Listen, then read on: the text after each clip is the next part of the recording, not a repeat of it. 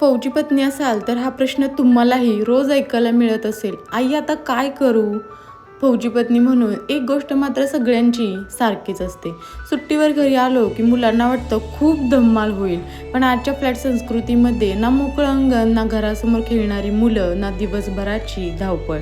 आई आता काय करू हा प्रश्न दिवसातून कितीतरी वेळा ऐकायला मिळतो. मग आम्ही ठरवलं, चला घराजवळ थोडी भटकंती करूया. कधी पार्क, कधी मंदिर, कधी एखादी छोटीशी संध्याकाळची फेरी. मोठ्या ट्रिपपेक्षा मुलांच्या चेहऱ्यावरचं ते छोटंसं हसू जास्त आनंद देऊन जातं.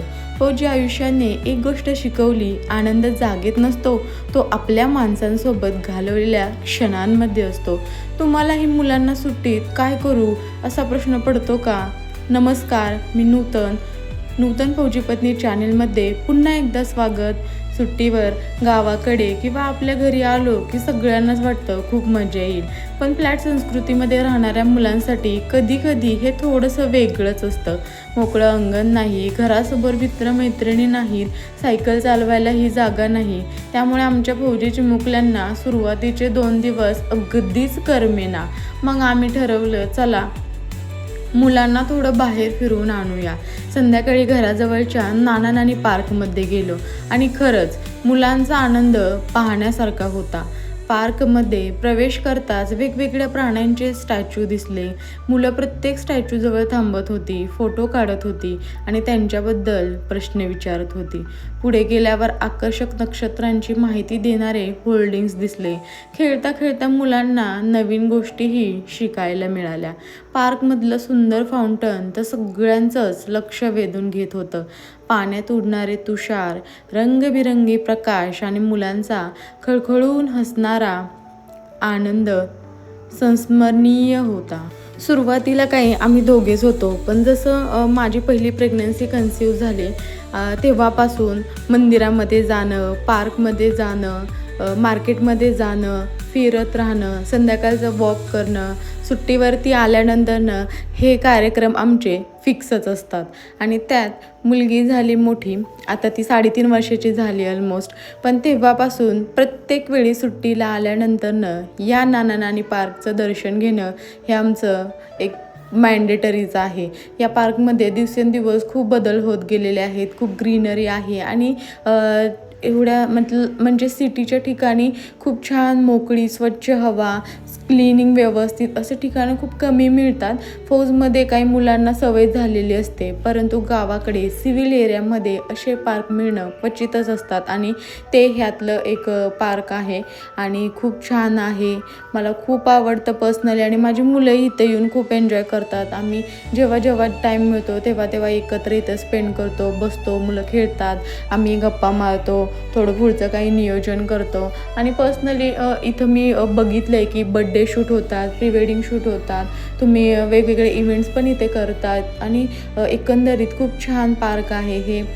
आणि मला पर्सनली अशा पार्कमध्ये संध्याकाळच्या वेळी येणं, थोडं वॉकिंग करणं, मेंटली थोडं फ्री होणं आणि आपल्या फौजींसोबत आणि आपल्या मुलांसोबत स्पेशली वेळ घालवणं हे खूप आवडतं आणि खूप पीसफुली वाटतं. ही एक मेंटल थेरपी वाटते.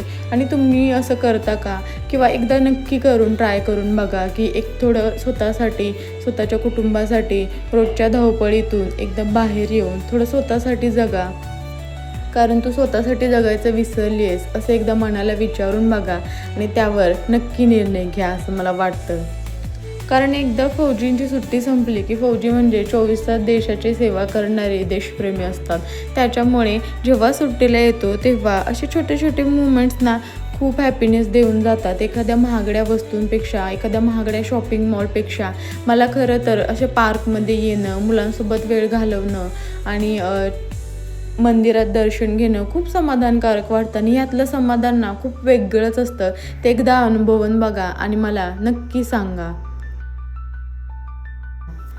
मला विशेष आवडलं ते म्हणजे तिथे लावलेले करिअर गायडन्सचे बोर्ड. लहान मुलांपासून मोठ्यांपर्यंत प्रत्येकाला काही ना काहीतरी शिकण्यासारखं तिथं होतं. मुलांनी मनसोक्त खेळून घेतलं, धावपळ केली आणि त्यांच्या चेहऱ्यावरचा पुन्हा एकदा सुट्टीचा खरा आनंद दिसू लागला. पार्कमधून निघताना कधी कधी ना मोठी ट्रिप करण्याची गरज नसते. घराजवळची छोटीशी संध्याकाळ, मुलांचं हसू आणि कुटुंबासोबत घालवलेला वेळही एक सुंदर मिनी ट्रिप बनून जातो. तुम्ही सांगा, तुम्हाला फ्लॅटमध्ये राहायला आवडतं की मोकळ्या अंगणाचं घर? तुमच्या मुलांना सुट्टीत सर्वात जास्त कुठे खेळायला आवडतं? तुमच्या भागात असं एखादं सुंदर पार्क आहे का? आणि अजून एक प्रश्न, आजकालच्या मुलांचं बालपण जास्त छान आहे की आपल्या लहानपणीचं? कमेंटमध्ये नक्की सांगा. तुम्हालाही असं वाटतं का की फ्लॅट संस्कृतीमुळे मुलांचं बालपण बदललंय? तुमच्या शहरातलं सर्वात मोठं पार्क नक्की सांगा. आणि सुट्टीत मुलांना मोबाईलपासून दूर ठेवण्यासाठी तुम्ही काय करता? संध्याकाळची फॅमिली वॉक की मॉलमध्ये आवडतं? तुम्हाला जास्त काय आवडतं? आणि तुमच्या लहानपणीचा एखादा आवडता खेळ कोणता? मला ऐकायला आणि मला शेअर केल्यावर खूप छान वाटेल. स्वामींचं दर्शन घेतलं, पार्कमधून बाहेर आलो आणि आम्हाला स्वामींची आरती मिळाली. आयुष्यात असं एकतरी देव असतो, देवाची कृपा असते की ज्याच्यामुळे आपलं अस्तित्व असतं आणि ज्याच्यामुळे सगळं काही जे काय आयुष्यात घडत असतं हे त्याच्यामुळेच होत असतं. माझ्या आयुष्यात स्वामींची कृपा खूप आहे. आज जे काही आहे माझं ते त्यांच्यामुळंच आहे. आणि त्यांची मला एक सतत मी गुणगुणत असते, जिंकण्याचा मोह नाही, हारण्याचे भय नाही, स्वामी शक्ती ज्याच्या पाठी, वेदनेच्या सुटती गाठी. सतत मी हे गुणगुणत असते, त्यांचं नामस्मरण होत असतं आणि माझ्या मुलीलाही त्याची ॲटोमॅटिक सवय लागलेली आहे. श्री स्वामी समर्थ. पुन्हा भेटूयात एका नवीन अनुभवासोबत, एका नवीन आशेसोबत. तोपर्यंत मी नूतन फौजी पत्नी. जय हिंद. धन्यवाद.